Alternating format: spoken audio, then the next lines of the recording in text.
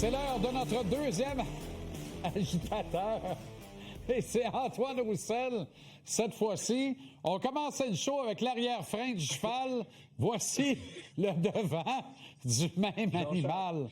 Qu'est-ce qui se passe à soir, là? Mes parents m'ont toujours dit ne passe jamais en arrière d'un cheval. Toujours en avant parce que tu peux pas manger un coup de pied.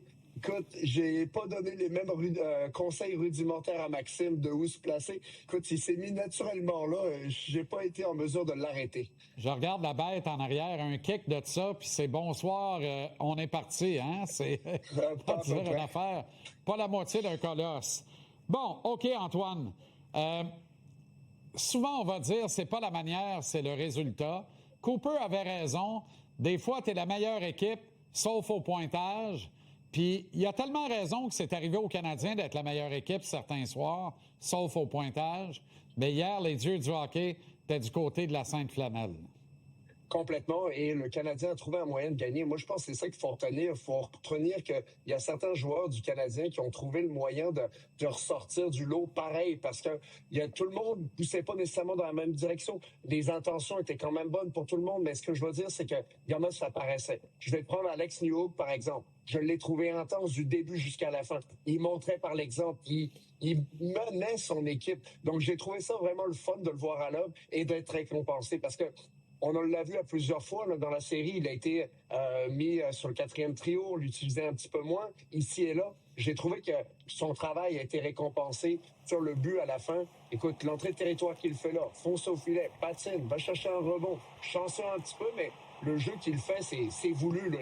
Il veut frapper l'arrière du dos de Vasilevski et ça fait en sorte qu'il y a une chance de marquer, puis il y a un bond un petit peu favorable, mais l'intention, c'était de faire ce jeu-là, c'est clair, là. Puis il a réussi à la perfection. J'ai aimé ça, j'ai aimé son match, et on dirait qu'il a emmené d'autres joueurs avec lui. Maintenant, c'est de continuer sur cette veine-là et de s'en inspirer.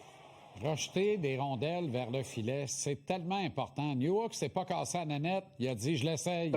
Et puis voilà, il y a le résultat du but vainqueur d'une série déterminante pour la suite des choses pour le Canadien de Montréal. Et j'ai envie de dire, même pour la carrière de Newhook et son bilan personnel.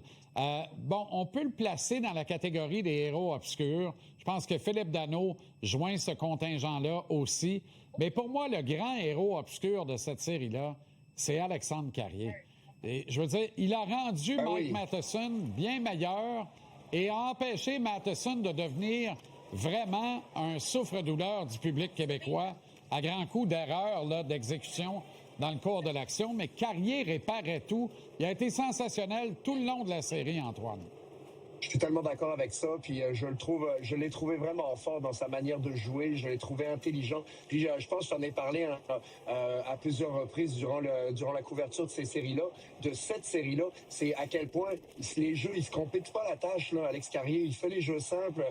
Dès qu'il y a une mise en échec à subir, à prendre, il le fait. Tu sais, c'est un guerrier, ce gars-là, là, et puis c'est pas le plus gros de la gang. Puis il y en a plusieurs des guerriers que c'est pas les plus gros de la gang non plus, là. Donc, tu sais, ça montre à quel point, tu sais, t'es engagé, tu veux gagner. Sa détermination, elle était particulièrement là, surtout dans les fins de match, surtout quand il y avait des avantages numériques pour le Lightning. Je trouvais qu'il jouait gros, il prenait de la place, et ça, c'est le fun d'avoir des joueurs comme ça. Tu parlais de Philippe Danault également. Philippe Danault, j'ai aimé cette première ronde de série. Je trouve que Philippe Danault, quand tu es une équipe qui fait les séries éliminatoires, tu lui trouves un rôle qui est important. Si tu as une équipe là qui fait pas les séries, là, un Philippe Danault, c'est beaucoup moins utile, c'est pas sexy. Des fois, tu dois dire, OK, mais il a pas fait beaucoup de points cette saison, puis c'est pas nécessairement profitable.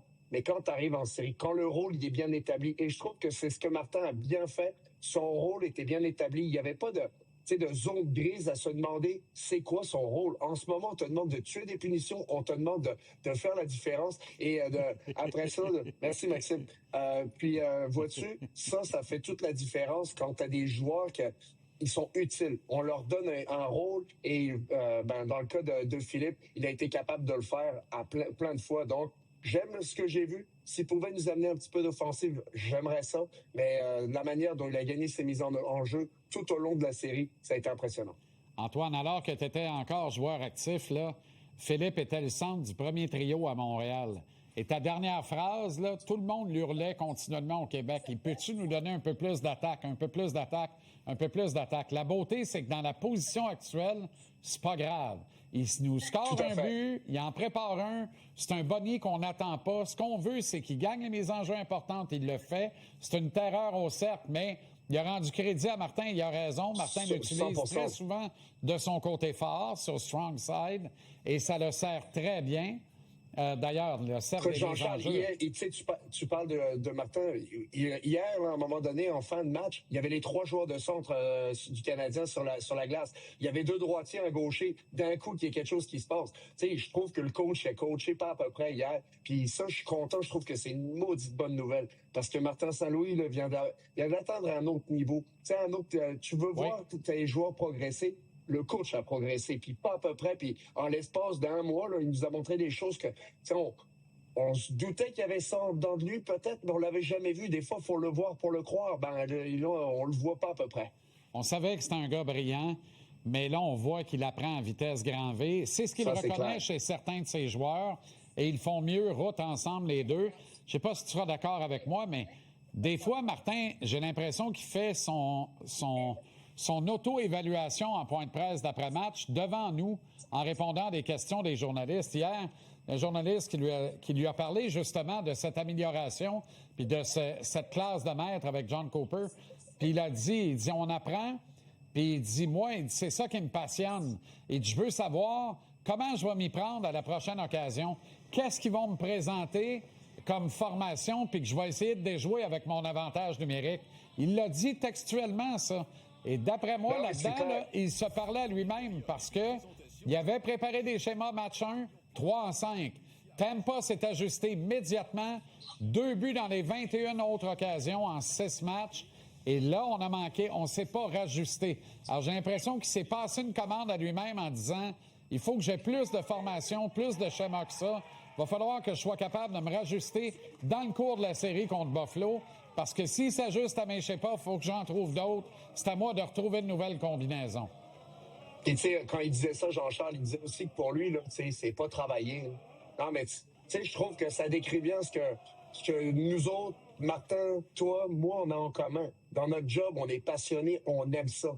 Quand t'es passionné, là, peu importe le nombre d'heures que tu dois mettre pour peaufiner ton art, peaufiner de la manière dont tu dois travailler, ça fait toute la différence. Martin, c'est un ancien joueur, il était pareil quand il jouait. Là, il s'est trouvé une autre passion, le coaching, il y a quelques années, j'imagine. Puis là, c'est le moment d'épiphanie, c'est beau, c'est là que ça fleurit, mais il y a du travail en arrière là, pour faire tout ça. Donc, vraiment, vraiment incroyable, Jean-Charles. Vois-tu, là, je pense que je vais me déconcentrer par Dave Morissette.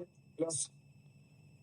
C'est complexe. Le mousse est venu nous déranger. Là, je pense qu'il essaie de manger mon plat. Là, que ça ne me surprendrait pas.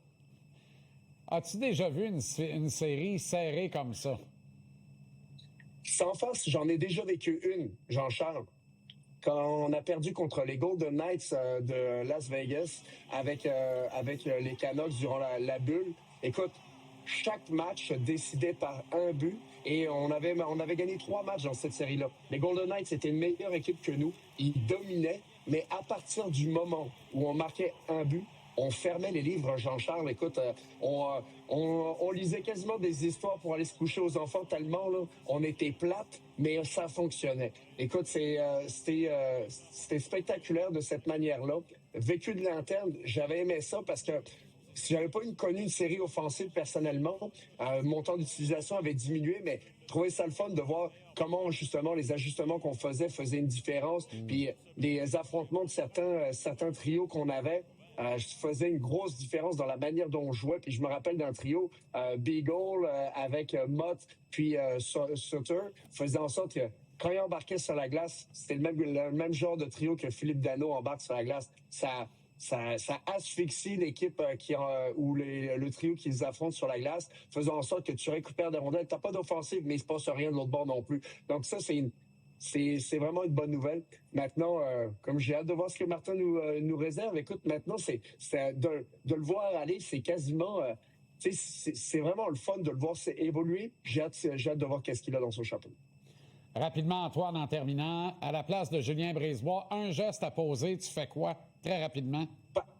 Patience, Jean-Charles, patience. Je décompresse. Je ne fais rien de spontané. Je reste calme parce que il a fait quelque chose de très bien avec une belle équipe. OK. C'est pas le temps de paniquer. Est-ce que le Canadien est rassasié ou affamé au départ de sa série contre les Sabres? Jean-Charles, s'il est comme moi, il est affamé. Bien, je peux comprendre. Tu t'es fait livrer un lunch, puis voler ton lunch, puis tu as inspiré le mien. Je pense que je vais manger un peu pas santé ce soir parce qu'on a bien mérité ça. Ce sont les séries.